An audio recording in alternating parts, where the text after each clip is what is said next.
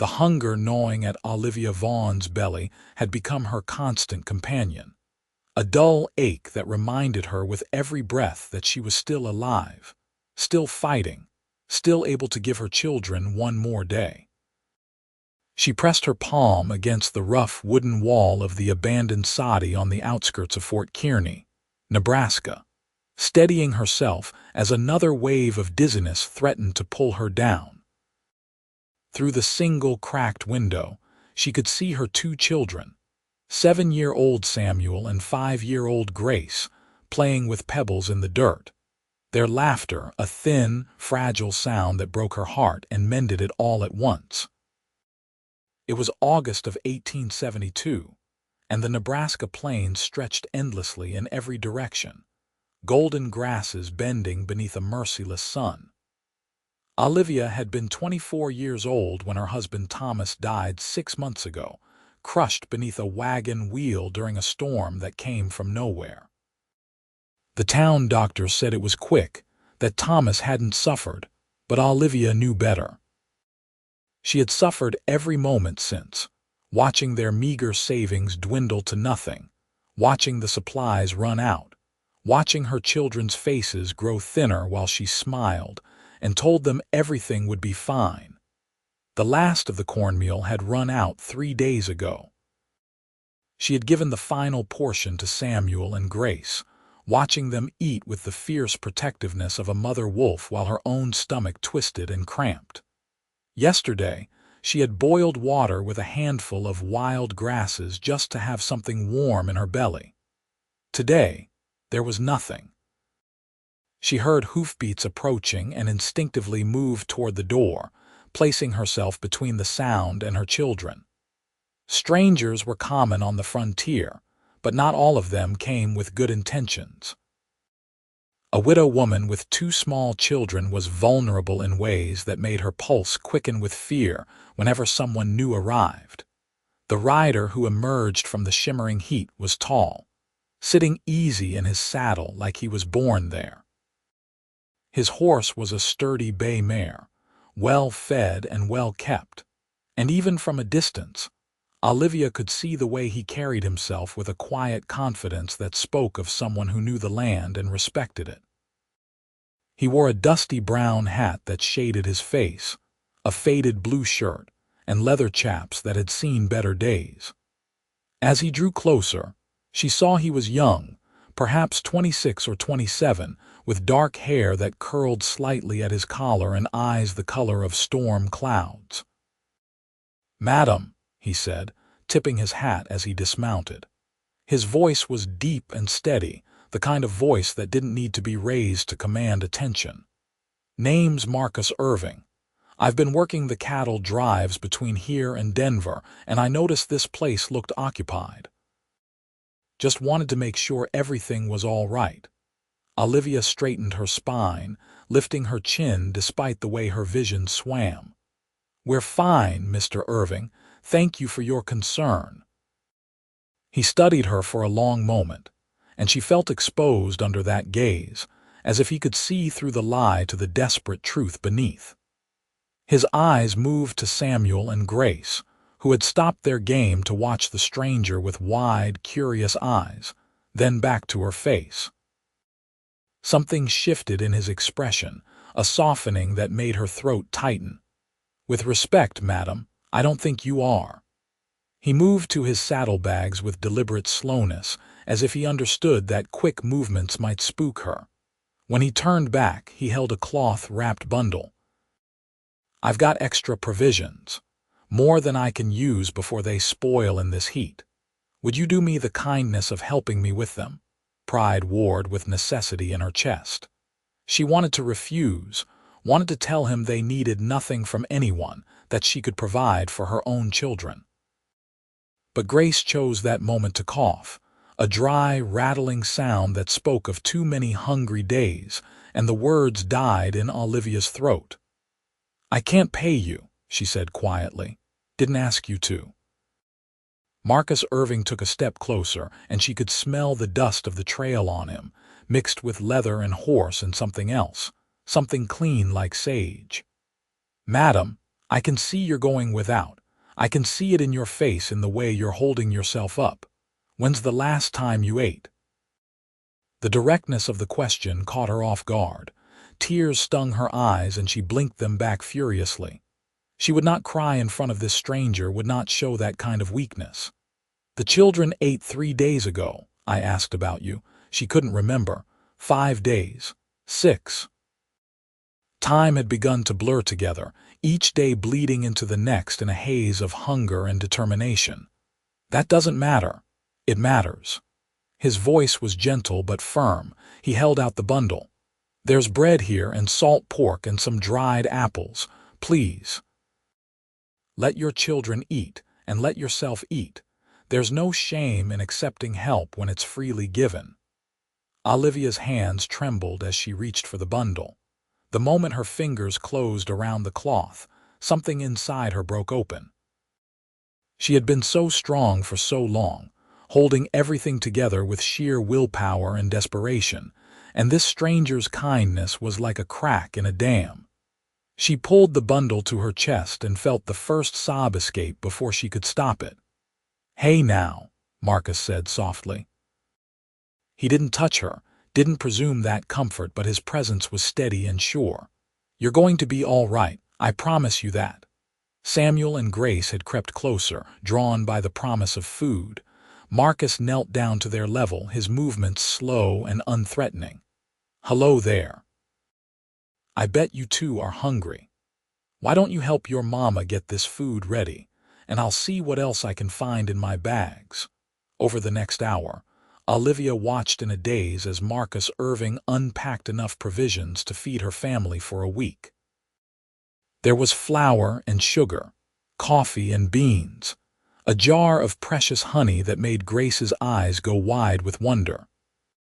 He worked quietly, efficiently, setting things on the rickety table inside the soddy without comment on the bare walls or the threadbare blankets or the emptiness that spoke of profound poverty. When he finally sat down across from her and insisted she eat first, Olivia felt something shift in her chest. The bread was coarse and filling, the salt pork rich with fat that her starved body craved desperately.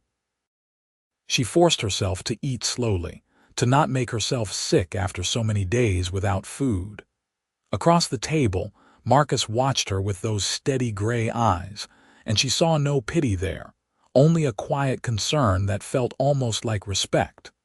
"Why are you doing this?" she asked finally, her voice hoarse from disuse and emotion. He was silent for a moment, turning his coffee cup in his hands. "My mother was widowed when I was 8 years old," he said quietly. "Left with 3 boys and nothing but a hardscrabble farm in Missouri. I remember what hunger feels like. I remember watching her give us every scrap while she went without." He met her eyes. "A neighbor helped us, brought food and didn't ask for anything in return. He said when you can help you do. Simple as that." "I'll find a way to repay you," Olivia said. "You don't owe me anything." Marcus stood, settling his hat back on his head. "I'll be in Fort Kearney for a few weeks, working for the Johnson Ranch just north of town. If you need anything at all, you send word. I mean that, Mrs. Vaughn." She hadn't told him her name. He must have asked in town, must have heard about the widow and her children living in the abandoned soddy. The thought that he had gone to the trouble to find out, that he had come here deliberately to help, made her throat tight again. "Thank you," she whispered. It felt inadequate, too small words for such a profound gift, but they were all she had. Marcus nodded once, then paused at the door. "Eat," he said, his voice carrying the weight of a command and a plea. "I'll provide." The words stayed with her long after he rode away, echoing in her mind as she fed her children, as she finally allowed herself to eat a full meal, as she lay down that night with a stomach that didn't ache for the first time in weeks. "I'll provide." 2 words that were more than a promise. They were a lifeline, thrown to her in the deepest waters of her despair. Marcus Irving returned 2 days later with a wagon full of supplies. This time, Olivia was ready for him, her strength returning enough that she could stand without dizziness, could think clearly enough to feel the full weight of her gratitude and her embarrassment. She had spent the past 2 days trying to figure out how she could possibly repay this man, what she could offer in exchange for his generosity. "Mr. Irving," she said as he began unloading crates from the wagon, "I can't accept this. It's too much." He paused, a sack of potatoes balanced on his shoulder. "Mrs. Vaughn, do you know how to cook?" the question threw her. "Of course I do. The Johnson Ranch has 30 men working it right now during the cattle season. The cook they hired quit last week after a fight with the foreman. They're desperate for someone who can prepare decent meals." He set the potatoes down carefully. "Job pays $30 a month plus room and board for you and your children. You interested?" Olivia stared at him. $30 a month was more money than she had seen in 6 months. Room and board meant her children would have a roof over their heads, regular meals, safety. It was everything she needed, everything she had been praying for. "Did you arrange this?" she asked. Marcus had the grace to look slightly sheepish. "I might have mentioned to Mr. Johnson that I knew a widow woman who was an excellent cook and needed work. He's willing to give you a chance if you're willing to take it. You don't know if I'm an excellent cook. You kept your children alive this long on nothing. I figure you can manage to feed a bunch of cowboys on actual provisions." He smiled then, the first real smile she had seen from him, and it transformed his face from merely handsome to something that made her heart skip in her chest. "What do you say, Mrs. Vaughn? Will you let me help you help yourself?" She thought about pride, about independence, about all the things she had clung to in the months since Thomas died. Then she thought about Samuel and Grace, about giving them a future instead of watching them waste away in this soddy. The choice was obvious. "Yes," she said. "Yes, I'll take the job." The Johnson Ranch was everything Olivia hadn't dared to hope for. The main house was a sprawling structure of weathered wood with a wide porch that caught the evening breeze. The bunkhouse where the cowboys slept was separate, and Mr. Johnson gave Olivia and her children a small cabin behind the main house, 3 rooms with real glass windows and a stove that worked. It was more than she had had in months, and she felt tears of relief when she saw it. Marcus helped her move their few possessions, which took less than an hour since they had almost nothing. He carried Grace on his shoulders, making her giggle with delight, while Samuel walked beside him asking 100 questions about horses and cattle and what it was like to be a cowboy. Watching them together, Olivia felt something warm unfold in her chest, something she had thought died with Thomas. The work was hard but honest. She woke before dawn to prepare breakfast for the men, cooked throughout the day, and cleaned up after dinner when the sun was setting in brilliant streaks of orange and gold across the prairie sky. But she had help from 2 other women who worked the ranch, and more importantly, she had food. Samuel and Grace thrived, their faces filling out, their laughter growing stronger and more frequent. They played with the ranch owner's grandchildren, learned to gather eggs from the chicken coop, and slowly began to heal from the trauma of their hungry months. Marcus was a constant presence, though he never presumed, never pushed. He would stop by the kitchen for coffee in the mornings, always polite, always respectful. He taught Samuel how to rope a fence post, showed Grace how to whistle through a blade of grass. He fixed the loose shutter on their cabin window without being asked. Brought Olivia a rocking chair he said was extra from the bunkhouse, though she suspected he had made it himself. "You're very kind to us," she said one evening in early September, when the heat had finally broken and the air carried the first hint of autumn's chill. They were sitting on her cabin porch while the children played in the yard, the sky above them vast and darkening to deep purple.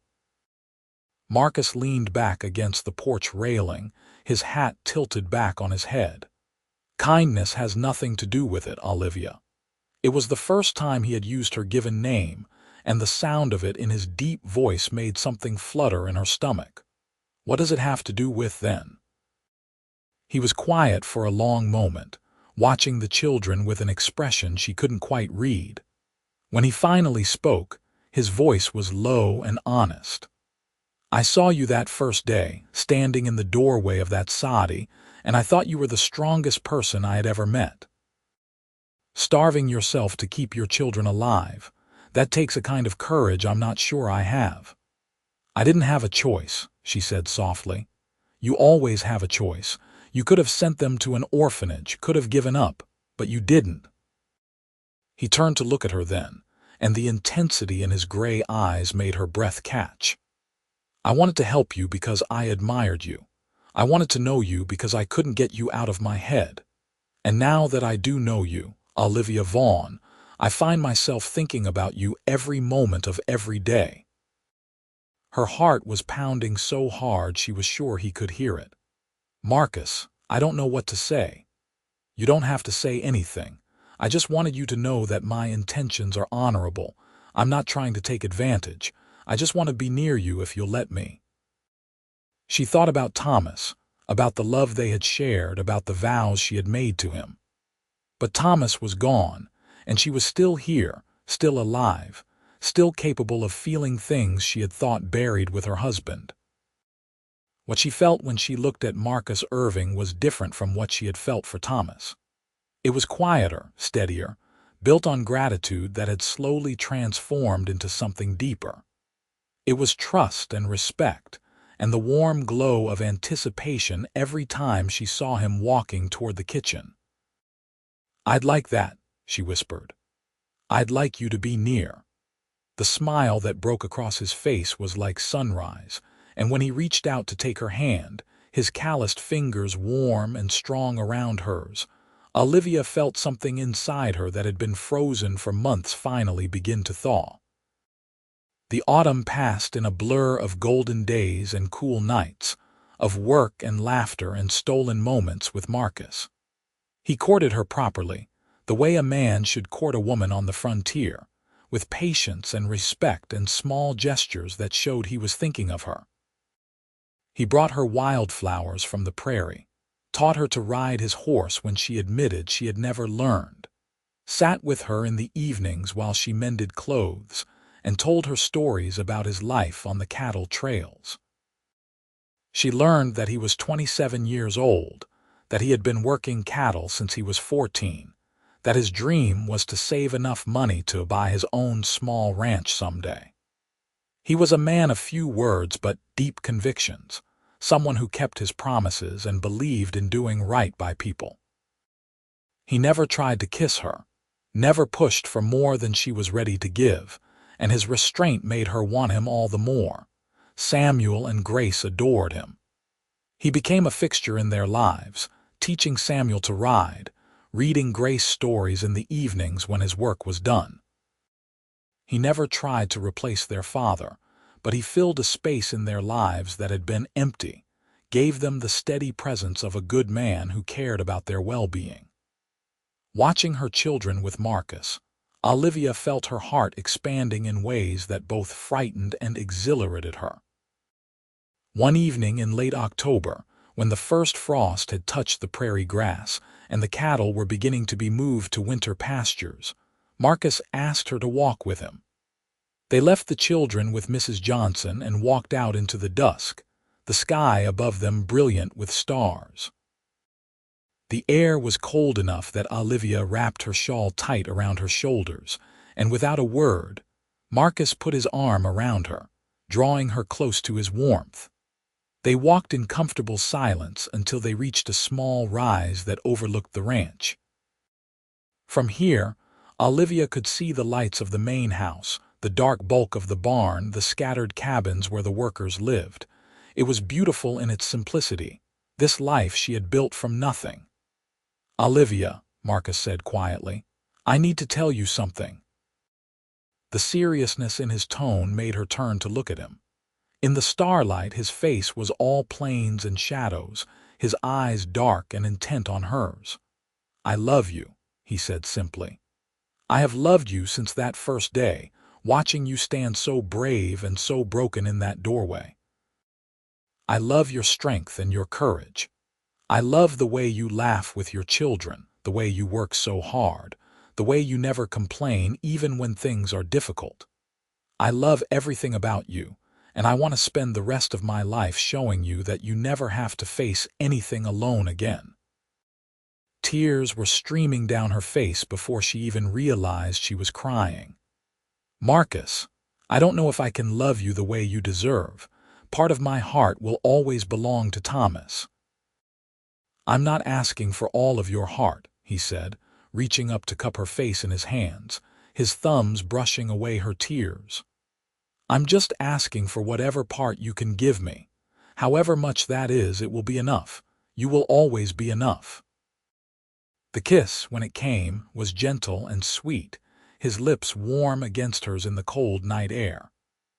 Olivia felt herself melting into him, felt all the walls she had built around her heart beginning to crumble.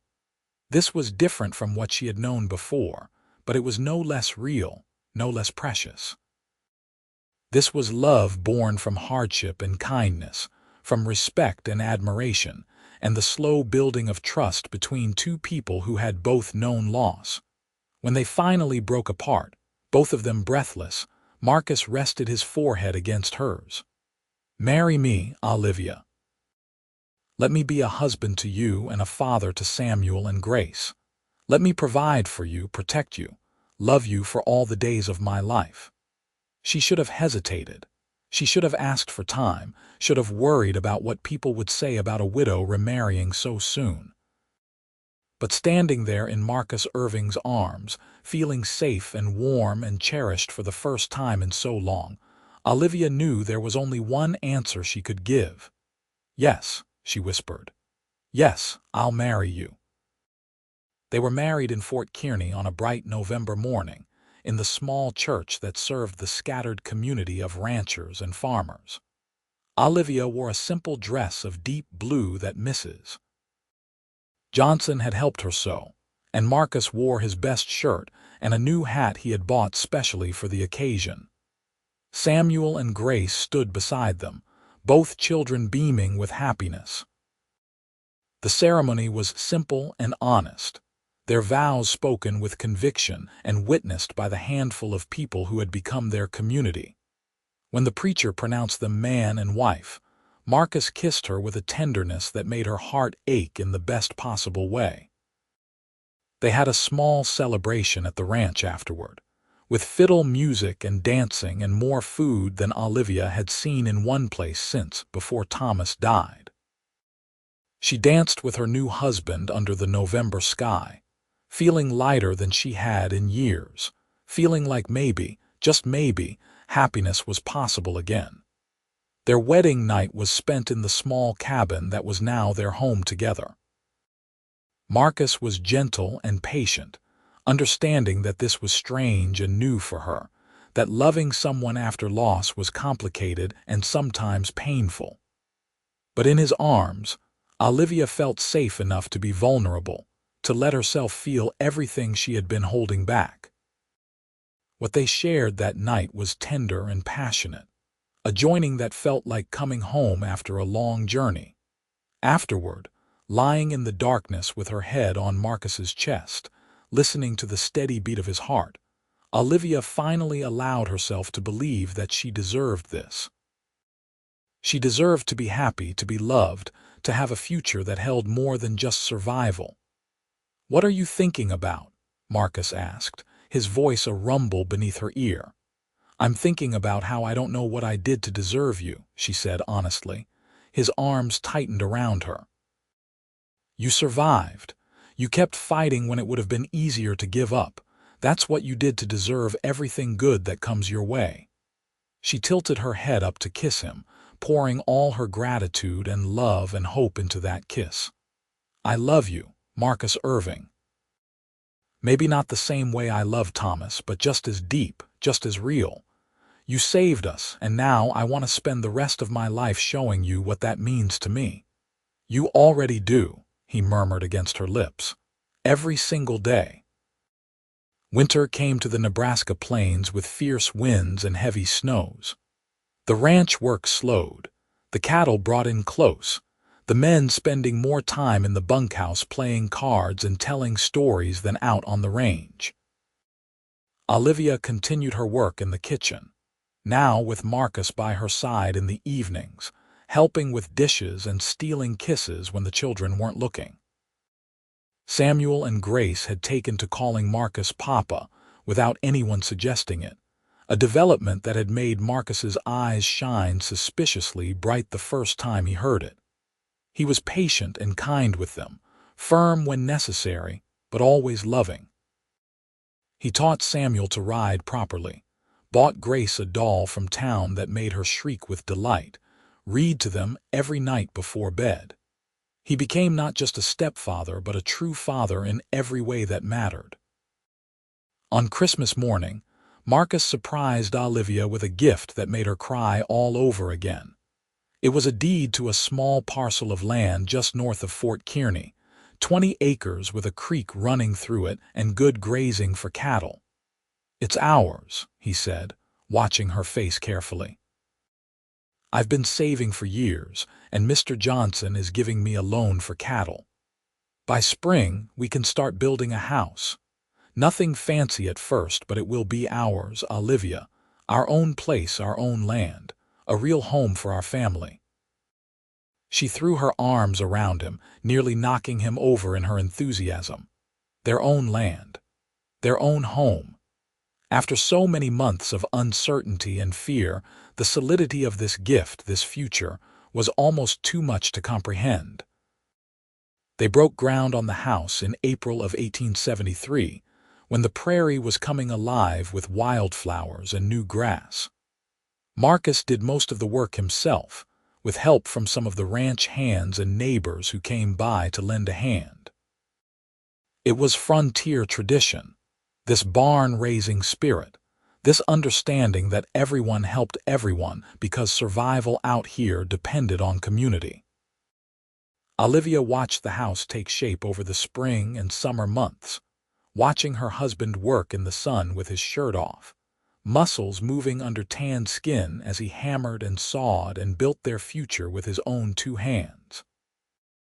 The house was modest but well made, 2 bedrooms and a main room with a kitchen area, a porch that faced east to catch the sunrise.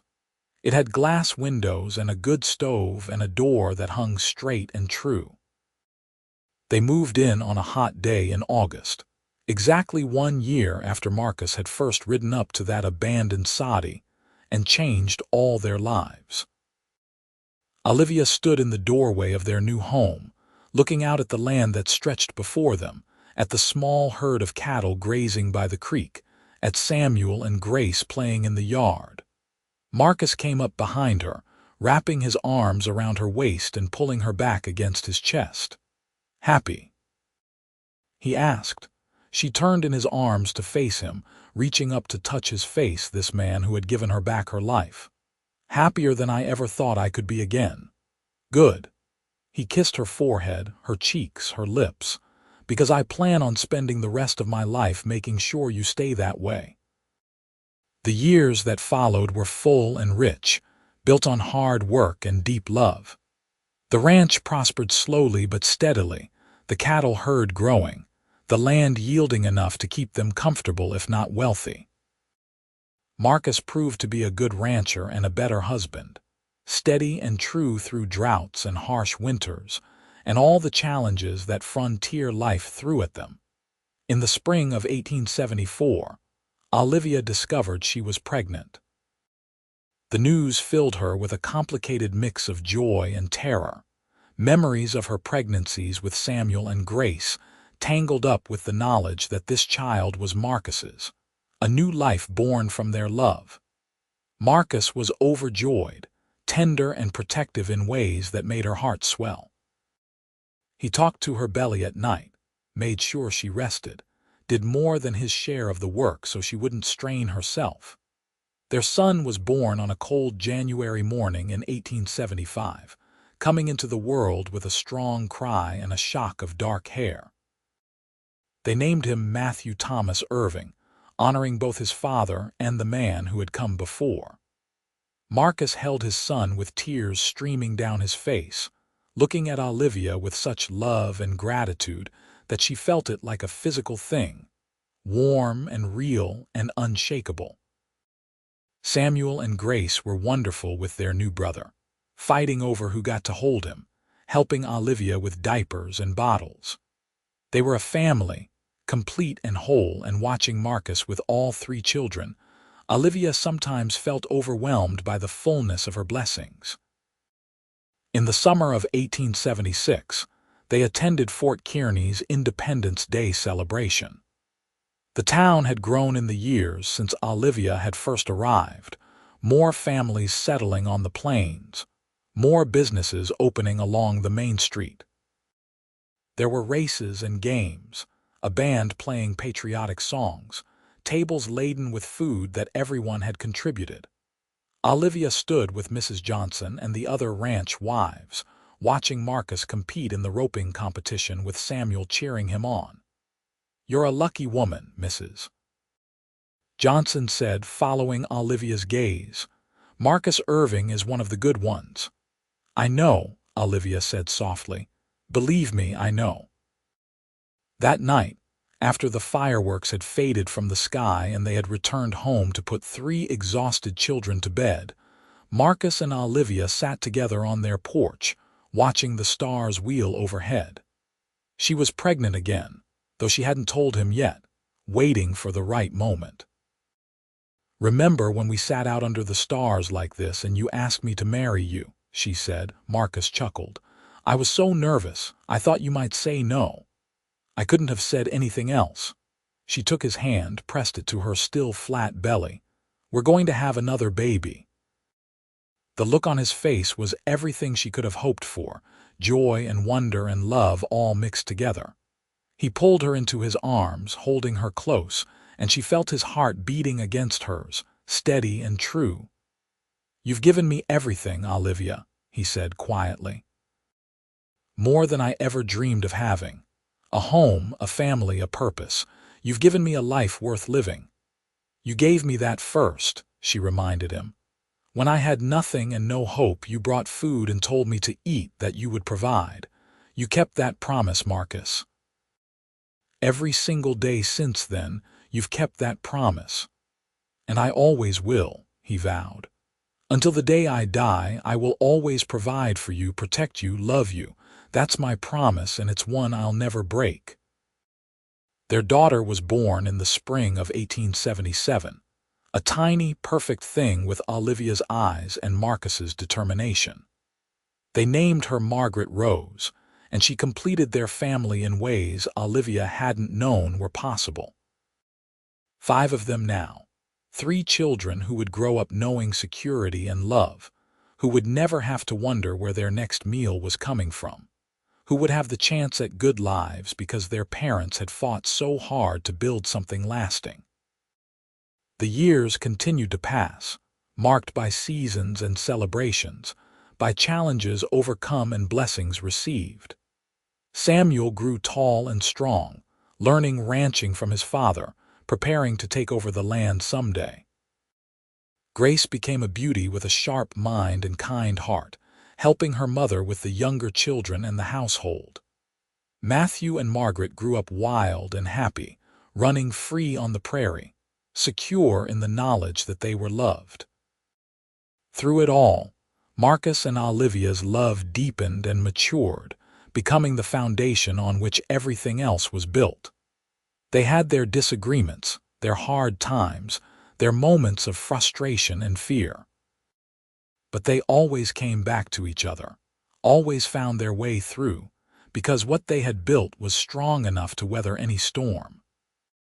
On their 10th anniversary, Marcus took Olivia back to Fort Kearny, to the very spot where he had first seen her standing in the doorway of that abandoned soddy. The building was gone now, collapsed under its own weight years ago, but the location was still there, still visible if you knew where to look. "You remember?" he asked, standing with his arm around her waist. "I remember everything," she said. "I remember thinking I was going to lose my children, that I had failed them. I remember you riding up like some kind of answer to a prayer I hadn't even known how to say. I remember thinking you were the strongest, most beautiful thing I had ever seen," Marcus said. "I remember knowing, right then, that I would do anything to make you smile. And then I remember the first time you did smile at me, really smile, and thinking that I could die happy if I could just see that smile every day for the rest of my life." Olivia turned to face him, reaching up to touch his face. There was gray at his temples now, lines around his eyes from years of squinting into the sun, but to her, he was as handsome as the day they met. "You saved us, Marcus. You gave us back our lives." "No," he said gently. "We saved each other. You gave me purpose and love and a family. You gave me a reason to build instead of just drift. We saved each other, Olivia. That's how it works when two people really love each other." She kissed him there in the place where their story had begun, and felt the truth of his words settle deep in her bones. They had saved each other, built something beautiful from nothing, created a life full of love and laughter and hope. As they rode back to their ranch that evening, the sun setting in brilliant gold and orange behind them, Olivia thought about the path that had brought her here. The pain of losing Thomas, the desperate hunger, the fear that had consumed her those long months before Marcus arrived. All of it had been necessary, she realized, to bring her to this moment, to this life, to this love. She wouldn't wish that suffering on anyone, wouldn't want to relive those dark days. But she also wouldn't trade where she had ended up for anything in the world. Because suffering had taught her resilience, loss had taught her gratitude, and hunger had taught her the true value of someone who said, "Eat, I'll provide," and meant it with their whole heart. Marcus caught her looking at him and smiled, that same easy smile that still made her heart skip. "What are you thinking about?" "Just how lucky I am," she said honestly. "How lucky we all are." "Lucky," he repeated as if testing the word, then he shook his head. "I don't know if it's luck, I think it's grace. The grace to be in the right place at the right time, the grace to recognize love when it finds you, the grace to build something that lasts." "Then I'm grateful for grace," Olivia said, "and for you, always for you." They rode the rest of the way home in comfortable silence, the kind of silence that only comes after years of knowing someone completely. When they crested the final hill and saw their ranch spread out before them, the house with smoke rising from the chimney, the barn where the horses waited, the children visible in the yard even from this distance, Olivia felt a profound sense of peace settle over her. This was home. This was family. This was the life they had built together from nothing, and it was more than she had ever dreamed possible during those dark days of hunger and desperation. Samuel saw them first and came running, now a young man of 15 but still eager to greet his parents. Grace followed more sedately, holding Margaret's hand, while Matthew rode circles around them on his pony, showing off. The sounds of their laughter carried on the evening breeze, and Marcus and Olivia exchanged a look that said everything words couldn't quite capture. That night, after the children were all in bed and the house was quiet, Marcus and Olivia sat together by the fire. She was mending one of Matthew's shirts, the needle flashing in the firelight, while Marcus worked on fixing a bridle that had broken earlier that day. It was domestic and ordinary and absolutely perfect. "I was thinking," Marcus said suddenly, "about expanding the herd next spring, maybe trying to get into horse breeding too. I've always had a good eye for horses."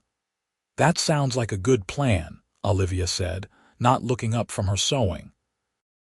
"We'd need to build another barn, though." "Already thought of that. Samuel and I could handle most of the work ourselves." He paused, then added, "He's getting to be quite the rancher, going to run this place better than I ever could once he's grown." Pride swelled in Olivia's chest. "He learned from the best." "He learned from his mother, too," Marcus said quietly. "Learned determination and courage and how to keep going even when things are hard. Those are your gifts to him, Olivia." She finally looked up, meeting his eyes across the flickering firelight. "We've done well, haven't we, with all of them?" "We've done more than well. We've given them a life, a real life with opportunities and love and security. That's everything."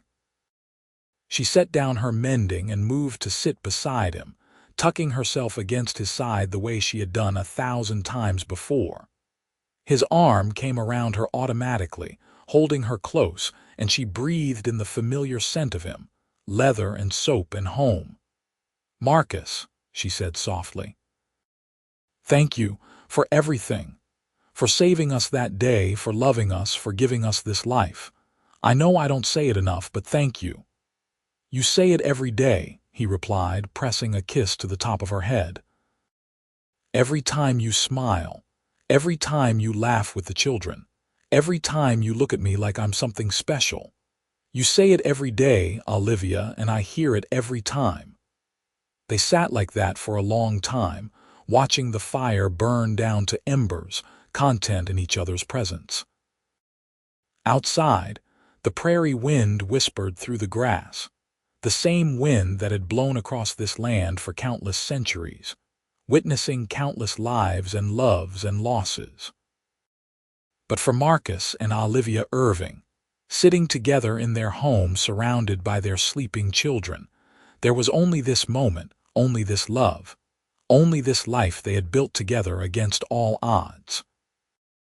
Years later, when their children were grown with families of their own, when the ranch had expanded to include the land of 2 neighboring homesteads, when their hair had gone fully gray, and their bodies had slowed with age, Marcus and Olivia would still sit together on their porch every evening, watching the sun set over the land they had tamed together.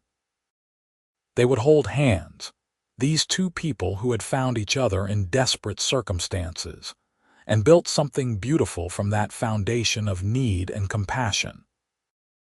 They would remember that hot August day in 1872, when a starving woman and a kind cowboy had looked at each other and seen the possibility of salvation.